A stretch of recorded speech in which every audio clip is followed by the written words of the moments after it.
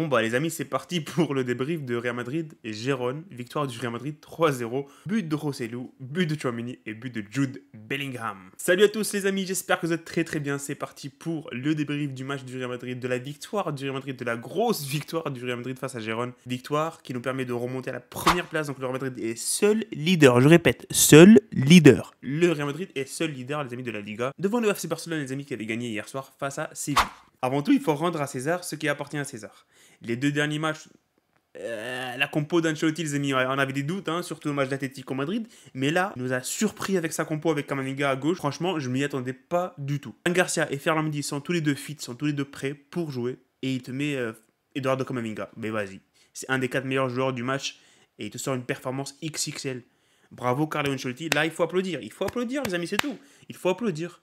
Il nous a fait une masterclass Ancelotti sur ce match. Je trouvais que c'est un peu symétrique, les amis, ce match. Je sais pas pour vous, mais regardez, les 15 premières minutes, il y a Gérone qui pousse pour marquer. Ils ont 2-3 occasions. Et ça passe pas très loin, hein. Ça passe pas très loin. Il y a une qui frôle la barre transversale et l'autre qui touche le poteau. Après, il y a les buts du Real Madrid, le premier et le deuxième. Mi-temps, en retour des vestiaires. 15 grosses premières minutes de Gérone, encore une fois, en deuxième mi-temps. Ils ont deux grosses occasions, les amis. Ils ont deux grosses occasions. Deux corners où Rudiger, il loupe la balle. Le premier, c'était un coup franc. Il y a Kepa qui arrête plutôt pas mal. Et le deuxième, c'est un corner où Rudiger encore qui double la balle. Et le ballon il rebondit et frôle encore la barre transversale. Donc, je sais pas, c'est les entames du match côté Real Madrid, je sais pas. C'est exactement la même chose qui s'est passé contre Retafe. On s'est pris un but. Contre l'Atlético Madrid, on s'était pris un but. Contre Real Sociedad, on s'était pris un but. Mais il se passe quoi? Concentrez-vous. Commencez le match correctement, convenablement. Et je vais dire un truc débile, mais ça facilite vraiment la chose de ne pas se prendre un but au bout de 15 minutes. Concentrez-vous, les amis, il y a des échéances, de grosses échéances qui arrivent. Il y a le match contre Naples. Naples, c'est pas l'ambiance de Gérone. Voilà, comme j'ai dit, donc c'était symétrique. Après, il y a le 3-0 du Real Madrid. Il y a le même scénario qui s'est répété sur les demi-temps, les amis, en fait. Bon, top flop. Pour moi, les tops, les amis, on commence par les tops. On commence par les tops parce que flop, il y en a deux qui vont prendre cher. Top, on commence par Eduardo Camavinga. D'ailleurs, les amis, je vous ai demandé sur YouTube, dans l'onglet communauté, pour vous, c'est qui l'homme du match? Et vous avez voté Bellingham le premier, Tchouaméni en 2, Camavinga en 3 et Rossellou en 4. Pour moi, les amis, c'est Rossellou en 4. Oui, aussi, je suis d'accord. Rossellou. Il nous fait un gros match, c'est vrai, sans doute. Première mi-temps, il nous met un but incroyable.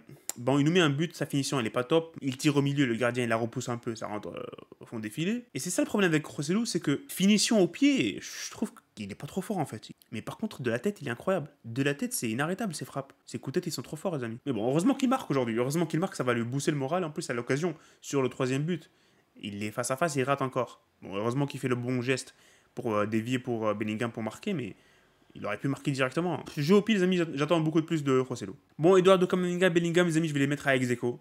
Les deux à la deuxième place. Parce qu'ils nous ont fait un match de fou. Un match incroyable. Bellingham, c'est presque lui qui guidait toutes les attaques du Real Madrid. Vinicius absent. C'était Bellingham qui prenait la balle, il faisait une grosse accélération pour avancer. Et après, trouver ses partenaires. Sur le premier but, c'est lui. Sur le troisième but, il marque le but de la victoire. Donc voilà, Bellingham, les amis, gros match. Et au milieu de terrain, les amis, il y a une présence incroyable de Bellingham. Tout comme Camavinga qui a porté la poisse à Salvio sur le côté droit quand Salvio a été repositionné sur le côté droit. C'était franchement, les amis, un cauchemar pour l'attaquant brésilien. Et Camavinga, masterclass. Arrière gauche, Carlo Ancelotti qui fait confiance à Camavinga. Camavinga qui répond présent. C'était un mélange de Roberto Carlos et Marcelo aujourd'hui. Bon, il a mal commencé au début avec ses grosses occasions pour Gérone. Il y en a une sur ce côté où l'attaquant passe facilement l'Ukrainien, mais à partir de la 15e minute, c'est un sans faute. C'est un sans faute, Eduardo Camavinga. Bravo. Et l'homme du match, Aurélien Tchouaméni. C'est quoi ce joueur?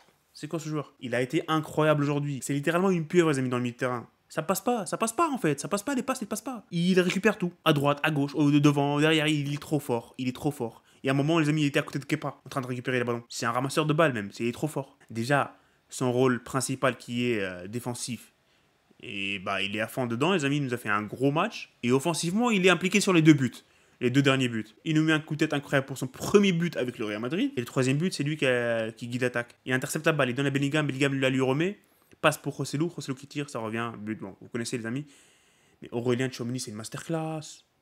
C'est une masterclass. Merci Aurélien Tchouaméni, franchement merci du fond du cœur. On a regardé un vrai match. Donc les flops les amis, les flops franchement Vinicius Junior. Vinicius Junior, expliquez-moi ce match. Je vais dire qu'il vient de récupérer de sa blessure et on va pas beaucoup l'accabler. C'est très insuffisant sur ce match. Je sais même pas s'il a un 2 sur 10. Accélération, il sort avec la balle. Passe, elle est ratée. Il n'a même pas essayé de tenter un tir, il n'a rien fait en fait. Il a été fantomatique. Le Real Madrid a gagné à 10 contre 11.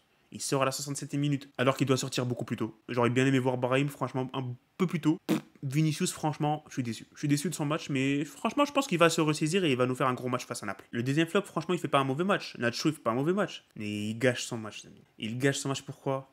Parce qu'il envoie un mec à l'hôpital, il prend un carton rouge. Alors que, je sais pas, la balle, elle est au niveau du centre du terrain. Et même s'il passe, c'est quoi les probabilités qu'il marque? Je crois qu'il y a encore Rudiger qui peut le rattraper, un truc comme ça. Nacho, franchement, non. C'est pas un geste d'un capitaine en fait. Un capitaine ne fait pas ça. Le capitaine du Real Madrid ne va pas faire ça. Sauf si sauf s'il y avait 1-0 pour le Real, il y avait 0-0, j'en sais rien, un vrai match serré. Mais là 3-0 à la 95e minute. Et en plus les amis, c'est un carton rouge, il va être suspendu quoi 3 ou 4 matchs avec ce tacle, un gros tacle hein. Et on n'a pas de défenseur central en fait. Et Dermida a le ligament, David Alaba, je sais même pas quand il va revenir. On n'a pas de défenseur central, il va nous faire rentrer Ferland Mendy en charnière prochain match ou ramener un joueur de la Castilla. Non Nacho, non, je suis désolé mais il fallait pas faire ça en fait. Bon du coup, victoire du Real Madrid. Le Real Madrid reprend la première place, les amis. Et c'est là où on doit être, les amis, à chaque fin de match. Donc le Real Madrid retourne à sa position de prédilection, tout simplement. Première place. Prochain match contre Naples à l'extérieur. Prochain match contre Osasuna au Santiago Bernabéu. Donc voilà, les amis, ça sera tout pour ce débrief. Et j'ai abordé tous les points que je voulais aborder, en fait, je pense. N'hésitez pas à me dire dans les commentaires ce que vous avez pensé de ce match. 2 points négatifs de ce match. Le carton rouge de Nacho et le match de Vinicius. Salut les amis et profitez des vôtres.